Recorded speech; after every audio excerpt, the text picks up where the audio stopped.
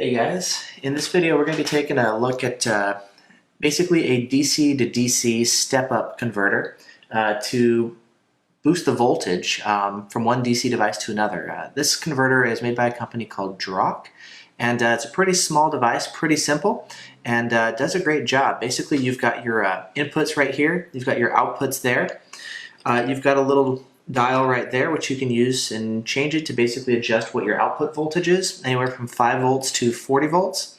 You've got a button right there which change between your input voltage and your output voltage. So you'll see right now it's set to 10 volts. We can go ahead and we'll turn this and you can see we can start reducing our voltage. We can bring it all the way down to about 5 volts or so, that's the minimum.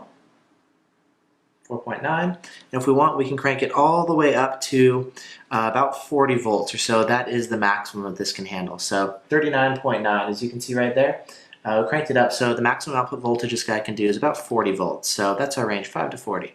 So it's pretty handy if you want to basically boost the voltage of some input source. You can do it quite a bit here. One thing that I really like about it, it's pretty easy to use, and one of the things is if you take a look at the actual connectors, they're not actually connectors where you need to solder in a device.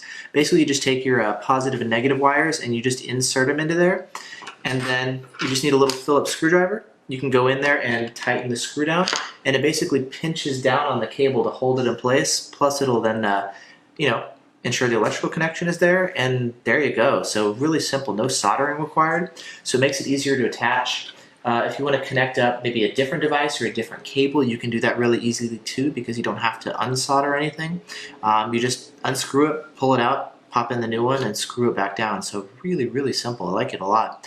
It does a great job at empowering some devices. I've just been putting about an amp through it. No big deal. I know this one is rated for about 2.5 amps.